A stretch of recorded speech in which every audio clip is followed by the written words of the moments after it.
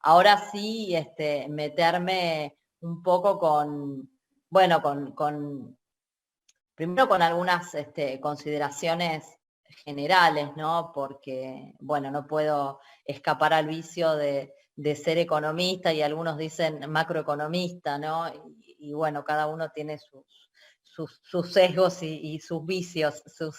sus deformaciones. Pero pensaba, ¿no? Que en el año 2015 teníamos casi 510.000 empresas registradas en la Argentina en sectores industriales de comercio y de servicios, y revisaba las cifras y refrescaba que el 70% de estas firmas eran microempresas. Obviamente, las que seguían en importancia eran las pymes, las pequeñas y medianas empresas, que eran en ese momento el 28%, mientras que las grandes empresas eran el 2% de las compañías registradas.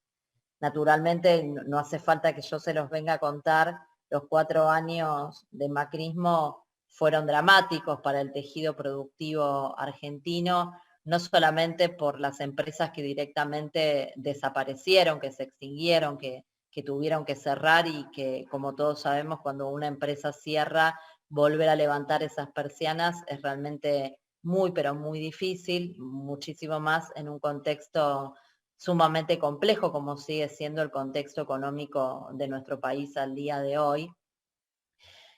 sino porque, bueno, muchas que sobrevivieron, que de repente siguieron funcionando al límite del precipicio, ¿no? Con esfuerzos a veces, yo digo, sobrehumanos, ¿no? Nuestros pequeños y medianos empresarios, así como nuestros trabajadores, tienen la piel curtida a fuerza de aprender a sobrevivir en contextos muchas veces enormemente adversos y además adversidades de larga duración en los avatares de nuestra historia económica. Y obviamente, bueno, ese proceso impactó de manera mucho más brutal sobre las micro, pequeñas y medianas empresas. Y bueno, lamentablemente en el 2020 la pandemia siguió profundizando el deterioro de la situación de las pymes y las MIPYMES y de todas las empresas vinculadas a la demanda interna, ¿no? Y por acá va la mirada de la economista, porque, bueno, es distinta, por supuesto, la situación de los grandes extractivistas, digamos, o acopiadores o comercializadores vinculados al sector externo, que han gozado en el año pasado y todavía en los primeros meses de este año de un proceso de suba de los precios internacionales de las materias primas y de los alimentos, y también del ajuste en el nivel de tipo de cambio, que a fin de marzo se ubicaba arriba de 97 pesos por dólar. Y obviamente para la mayor parte de nuestro tejido productivo, de pequeñas y medianas o microempresas, esta situación no impacta. Lo que impacta justamente es la fortaleza o la debilidad del mercado interno, que es a donde dirigen la mayor, enorme proporción de su producción. Y ahí lo que vemos, bueno, es que el crecimiento del tipo de cambio por encima de los salarios promedio y de los precios de las pequeñas y las medianas empresas afecta, por supuesto, sin duda, a las pymes que sufren esa contracción del mercado interno por la debilidad de la demanda, por la pandemia y bueno, con un nivel de pobreza que hoy tristemente conocimos los últimos datos y que está afectando al 42% de la población argentina, ¿no? Un verdadero drama que todavía,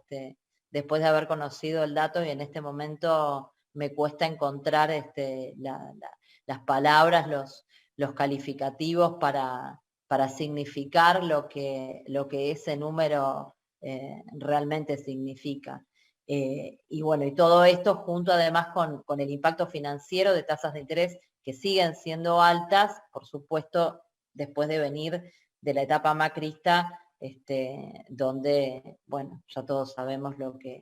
lo que ocurría con las tasas que estaban en niveles estratosféricos y además el incremento de tarifas y todo este combo de costos de producción junto con el recrudecimiento de la competencia de productos importados fruto de las políticas de desregulación comercial que se impulsaron en aquel momento con ese gobierno. Y tenemos el problema de los precios, de la inflación y la dinámica de los costos, ¿no? Que siempre digo que un ejemplo muy gráfico para todos es lo que ocurre con la actividad metalmecánica, donde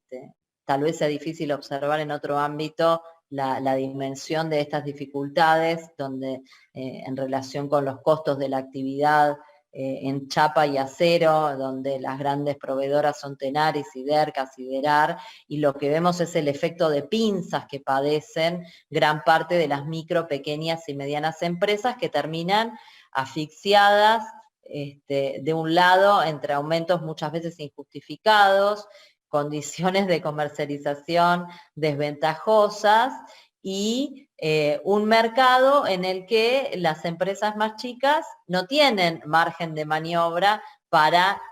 preservar, para conservar su rentabilidad. Entonces, tenemos una situación donde mientras los productos vienen con aumentos constantes y muchas veces desproporcionados a lo largo de la cadena de valor, y obviamente si no se paga ese precio, no se entrega el producto, desaparece la oferta, y se acortan o desaparecen directamente los plazos de pago, que en muchos casos incluso se tienen que anticipar, mientras que por otra parte, y al mismo tiempo, los clientes de las pymes pueden llegar a pagar hasta en 90 días o en más plazo.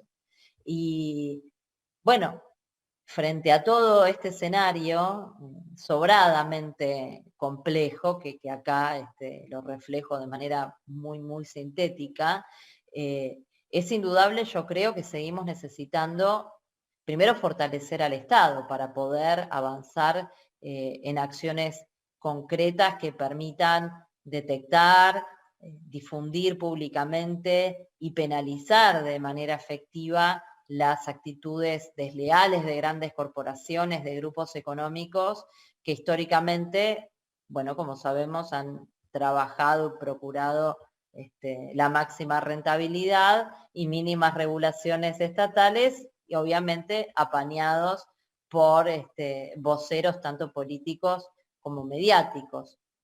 Pero sobre todo, y yendo a lo más general, a mi juicio, si hay algo que es verdaderamente indispensable fortalecer, tiene que ver con un proceso de redistribución de ingresos en favor de los sectores más necesitados, más vulnerables de nuestra sociedad, los que están más abajo en la pirámide, no solamente por una cuestión de justicia social, ¿no? Porque muchas veces a los economistas heterodoxos se nos quiere encasillar en un lugar donde, en el mejor de los casos, digamos, actuamos motivados exclusivamente por un impulso del corazón, o por una sensibilidad social que nos acerca a los sectores más desfavorecidos,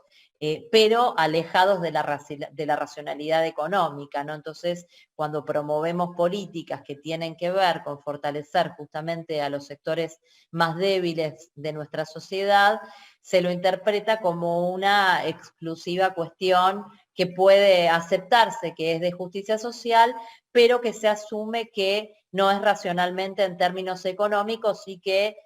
al final del día no podría alcanzar los resultados que decimos querer promover. Bueno, esto no es así, esto es una visión completamente interesada. Cuando decimos que,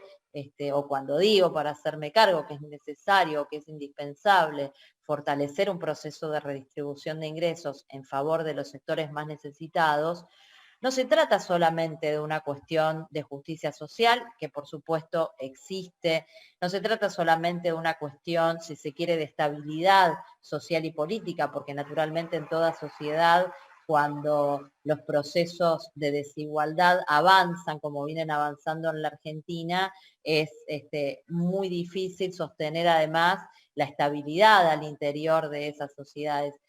pero es también, como una pata fundamental, justamente una cuestión de racionalidad económica, porque son esos sectores los que tienen mayor propensión al consumo y por lo tanto los que nos permiten multiplicar los esfuerzos del crecimiento, lo que implica, y esto es lo que a ustedes los afecta de manera directa, una política muy firme en favor de las pequeñas y medianas empresas, porque justamente lo que necesitamos y lo que necesitan las pymes, me atrevo a diagnosticar en nombre de ustedes, son consumidores. Lo que necesitamos en primer orden es demanda que nos permita reactivar la producción, y esto se consigue fortaleciendo el mercado interno, las economías regionales y, por supuesto, lo que sigue a eso es la generación de trabajo genuino, de calidad y bien remunerado, y eso cierra la rueda, la famosa rueda virtuosa del funcionamiento de la economía, una rueda que para que funcione necesita un motor que es la demanda, que para que ese motor funcione necesita un combustible que son los ingresos de los trabajadores, de los consumidores. Y acá también estaba planteado como uno de los temas a tratar la cuestión de la reforma financiera. Y la verdad es que yendo al fondo del asunto, el asunto económico en términos generales, y los avatares de nuestra economía, la reforma financiera directamente emparentada con la entrada en vigor del neoliberalismo en nuestro país, bueno, nos lleva un poco a la raíz de todos estos, nuestros males actuales, que comienzan no casualmente en aquella época, ¿no? Antes de aquel quiebre y desde que se creó el Banco Central de la República Argentina, allá por la década de 1930, los bancos lo que hacían era captar el ahorro del público y prestarlo a las personas y a las empresas, mayoritariamente donde estaban radicados. Y entonces, bueno, cumplían ese rol clásico de reasignar recursos de aquellos que tenían capacidad de ahorro y, bueno, los que requerían créditos para la vivienda, para el consumo o para la producción. En 1974, con la existencia de más de 800 entidades financieras que estaban distribuidas por todo el país, donde además mayoritariamente eran cajas de créditos y sociedades cooperativas, el total de préstamos al sector privado sobre el producto, sobre el PBI, fue en aquel momento, según registros del Banco Central, casi del 44%, y bueno, también, no casualmente, la Argentina era la nación más integrada del continente, donde menor era la diferencia que había entre un pobre y una familia pobre y un rico, digamos, y una familia rica. La tasa de desocupación abierta era del 4%, la pobreza era del 6%. En el año 2020, después de todo ese proceso que comenzó en aquella época, que continúa con honrosos intervalos como el que nos permitió una bocanada de aire fresco entre los años 2013 y 2015, bueno, al día de hoy, en el año 2020, quedaron en pie 78 entidades financieras, es decir, de 800 quedaron 78, de las cuales 65 son bancos privados y 13 públicos, y el crédito total al sector privado es del 11%, 11,09% sobre el PBI, es decir, del 43,5, casi 44, al 11,09 del PBI, donde además estamos hablando, como se lo quiera medir, de un PBI mucho menor que el que teníamos en aquel momento, mientras que, bueno, como decíamos, la pobreza al día de hoy alcanza el 42% de la población, con el agravante además de que más de la mitad de los niños y las niñas en la Argentina son pobres. Aquella reforma financiera de 1977 les transfirió un poder omnímodo a los bancos, que les permitió pasar a ser ellos los reasignadores de recursos del sistema económico, mientras que a la vez les permite tener la llave de paso entre nuestra moneda y las divisas, que resultan ser un activo tan estratégico para el desenvolvimiento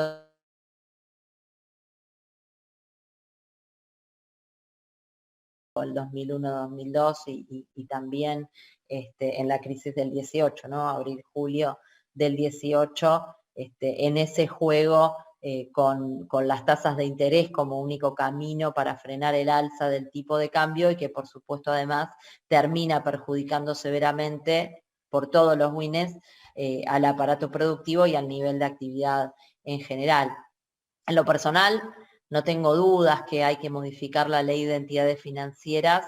para que la actividad sea de interés público nacional, es decir, preservando el carácter privado de la actividad y preservando su sometimiento a un régimen preponderantemente de derecho privado, pero que obliga a las entidades a aceptar la aplicación de una regulación y una fiscalización muchísimo más intensas por parte del Estado, y en la misma medida el ahorro social, la creación secundaria de dinero orientado a financiar la producción y el trabajo, y no, como venimos viendo en las últimas décadas, orientado a la especulación financiera. Acá yo creo que es indispensable fortalecer la capacidad del Banco Central para regular el crédito, para captar los fondos, para controlar el sistema financiero, y de acuerdo con este esquema, la principal actividad de los bancos debería orientarse a facilitar el acceso al crédito y a agilizar las transacciones económicas en línea con esta preocupación que marcaba antes por estimular la demanda. En el mismo sentido, resulta vital fortalecer el rol de superintendencia de las entidades financieras y cambiarias del Banco Central, y para eso creo que es deseable la coordinación institucional con la PROCELAC, con el Ministerio de Seguridad, con la Superintendencia, obviamente, de Entidades Financieras y Cambiarias, con la Comisión Nacional de Valores, con la FIP, con el INAES y con la UIF. Y seguramente también es deseable revisar y probablemente actualizar cuestiones como las que estaban planteadas en el artículo 6º de la ley 20.840, también del año 74, que la conocemos como de subversión económica, donde básicamente se preveían sanciones respecto de comportamientos que afectaran el patrimonio o los bienes de capital de los establecimientos, y se consideraban como agravantes de estas acciones los casos donde se produjera desabastecimiento de bienes o servicios de uso común, estafas, el cierre, liquidación o quiebre de empresas o el perjuicio para la economía nacional. Y hablando también de aquellos años, me salto a la cuestión de las tarifas, ¿no? Porque de aquellos años de la imposición del neoliberalismo en nuestro país, pensar en las tarifas nos hace pensar también que se trata de una cuestión que siempre acompañó este tipo de programas de política económica, porque los tarifazos efectivamente no fueron un invento de Macri. Es cierto que por estos días lo que nos preocupa y nos ocupa es la definición en torno de lo que va a ocurrir con las tarifas después de un año de congelamiento que tuvo muy buenos resultados. En estos días conocíamos los datos de un informe que publicó el Enargas en relación con la evolución de la pobreza energética en la Argentina, y de cómo una enorme proporción de los ciudadanos y ciudadanas argentinos se hundieron en la pobreza energética como consecuencia de la política de tarifazos o de saqueo tarifario, como yo digo, del macrismo, y cómo el congelamiento de las tarifas dispuesto por el gobierno de Alberto y de Cristina en el último año permitió recuperar a una porción importante de todos esos argentinos y argentinas de esa situación de pobreza energética. Y bueno, hoy estamos en esta situación, ¿no?, de suspensión de la tarifa macrista y de todavía no haber cerrado qué es lo que va a ocurrir con la tarifa de transición hasta que se produzca la nueva revisión tarifaria integral. Algunos de ustedes probablemente me hayan escuchado en la audiencia pública y conocen mi parecer sobre la cuestión. Lo cierto es que el Enargás está trabajando para que el aumento de las tarifas a partir del 1 de mayo seguramente sea el menor posible, y creo que muchos y muchas acompañamos esta política, no caprichosamente, sino en el entendimiento, por un lado, de que más allá de los reclamos de las empresas del sector, las familias y las empresas que producen en la Argentina, como ustedes, están lejos de haberse recuperado como para absorber mayores aumentos tarifarios. Pero también desde una perspectiva del funcionamiento de la economía y desde el punto de vista de las familias, porque una política tarifaria que mantenga bajos niveles tarifarios es una política de salario indirecto para las familias y por ende es una política de estímulo a la demanda, es una política que le permite a las familias, que le permite a los argentinos, a los consumidores, si se quiere, tener un mayor ingreso disponible justamente para volcar al consumo, para fortalecer el mercado interno y para echar a rodar más intensamente la rueda de la actividad económica. Y desde la perspectiva de las empresas, porque indudablemente la energía representa un vector importantísimo de competitividad. Entonces, la verdad es que muchas veces se habla de competitividad y hay un montón de elementos que hacen, y además de manera decisiva a la competitividad, un montón de sectores, y no se los toma en cuenta. El caso de la energía es uno y el caso del costo financiero es otro, ¿no? A veces pensamos en competitividad y parece que el factor excluyente de competitividad fuera el tipo de cambio. Y la verdad es que esto es algo que tenemos que ponerlo en discusión. La energía es un vector de competitividad que además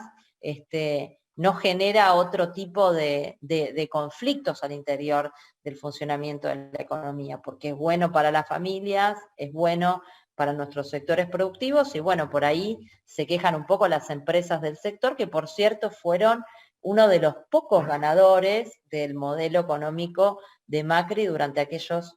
4 años donde la mayor parte de la sociedad argentina se empobrecía y un conjunto muy grande de las empresas que conforman nuestro tejido productivo también se iban al bombo. A diferencia de lo que ocurre con el tipo de cambio, ¿no? Porque un tipo de cambio competitivo genera muchos problemas. Devalúa el salario y los ingresos de los argentinos, encarece los costos de los insumos importados, que sabemos que son muchos y que en muchos casos no tienen reemplazo, y obviamente que apostamos a una política de sustitución de importaciones donde podamos recuperar eslabones enteros de muchas cadenas productivas que directamente han desaparecido, y esto creo que es una cuenta que le debemos en gran medida a lo que fue la política de la década del 90, con Menem, que en paz descanse, pero que hizo un enorme daño y que todavía no lo podemos recuperar, y la realidad es que muchos insumos indispensables para la producción, piezas, partes o bienes de capital, son de origen importado. Entonces, la política de tipo de cambio genera muchas dificultades. Y en este sentido, en lo personal, creo que trabajar sobre las tarifas como vector de competitividad, trabajar sobre las tasas de interés como vector de competitividad, es en este sentido más deseable. Yo creo que, o aspiramos, esto es lo que está planteando el Enargás, que los incrementos en el caso del gas bueno, van a ser mayores, y esto también es lo que ha planteado el presidente, ¿no? La aspiración de ir a algún esquema de tarifas diferenciales, donde los incrementos puedan ser mayores para los grandes usuarios y no para los hogares. En este sentido, el Energas está trabajando en que el incremento no supere un dígito, porque se piensa justamente en todos los impactos que eso puede tener. Por el lado del Energas, hasta lo que entiendo, hay un preacuerdo con las distribuidoras que ya está cerrado, incluso el aviso de que no van a poder durante este año distribuir dividendos. Y bueno, hay que esperar una definición obviamente muy importante para ver cómo se termina resolviendo el tema de las tarifas, que tiene que ver justamente con el precio del gas, que tiene que informarlo la Secretaría de Energía. Pero en definitiva, fíjense que desde las consideraciones generales, cuando empezábamos a conversar, hasta la cuestión de las políticas financieras, digamos, y también la cuestión de las políticas tarifarias, en mi criterio debe haber una armonía, digamos, en la construcción de la política económica, que se debe orientar precisamente al fortalecimiento de la demanda, entendiendo que la economía argentina necesita crecer, necesita generar más y mejores puestos de trabajo y mejor remunerados, porque justamente necesitamos reactivar la actividad, necesitamos que nuestras pequeñas y nuestras medianas empresas vuelvan a producir para un mercado interno retonificado, que tenga capacidad de comprar lo que esas empresas producen. Y creo también que un elemento para favorecer este proceso indudablemente tiene que ver con la distribución del ingreso, como les decía antes, en bases de la pirámide, porque no solamente son los sectores que más consumen, sino que del otro lado, como la otra cara de la moneda, los sectores que diríamos tienen mayor propensión al ahorro suelen lamentablemente coincidir en la economía argentina con los sectores que tienen, como yo digo, mayor propensión a la fuga, y entonces eso nos genera una doble dificultad, no solamente el debilitamiento de la demanda interna, sino también la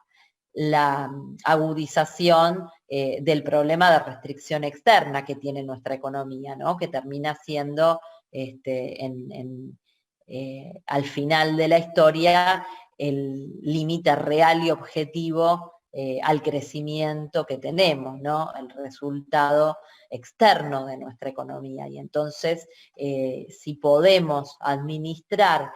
una política tal que, por un lado, nos permita fortalecer la demanda para estimular el crecimiento y garantizar que nuestras empresas funcionen, que se ocupe la capacidad instalada que hoy está ociosa, y que se ocupen también los trabajadores que hoy están desocupados, y por el otro lado, retirar excedentes entre aquellos sectores que en lugar de invertir los retraen de nuestro circuito productivo para destinarlos a la fuga, y de esta manera no solamente debilitan la demanda, sino que además nos restan dólares que los necesitamos para sustentar ese proceso de crecimiento que alentamos con la expansión de la demanda. Bueno, me parece que estas son, a mi criterio, políticas deseables que tenemos que seguir haciendo fuerza para impulsar. Obviamente, cualquier política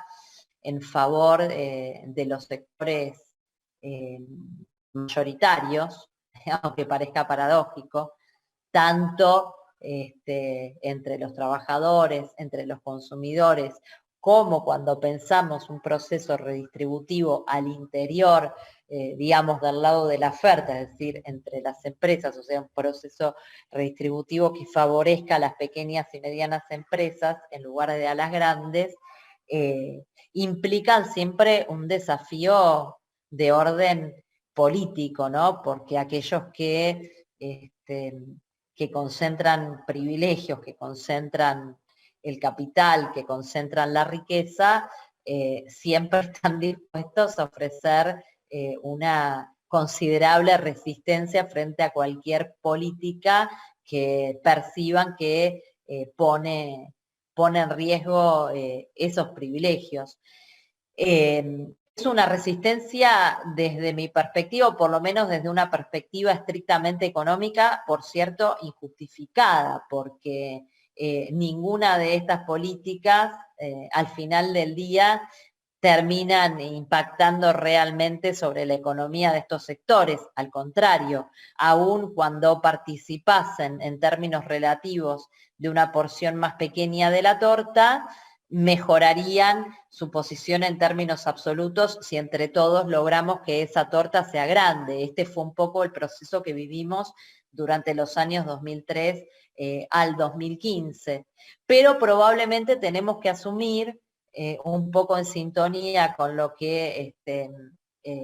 señalaba Kalecki en su época, que no haya motivaciones estrictamente económicas vinculadas a la maximización de la ganancia, que sin duda podrían alcanzar por medio de las políticas que desde la heterodoxia económica proponemos, sino que haya también motivaciones, si se quiere, de orden político o del orden de la disputa de poder o de la conservación del poder, ¿no? Y entonces incluso exista la posibilidad de sacrificar una opción de maximización de ganancias en pos de conservar una mayor cuota de poder que les permite en definitiva controlar la más de las veces los destinos del país y de la economía. Así que, bueno,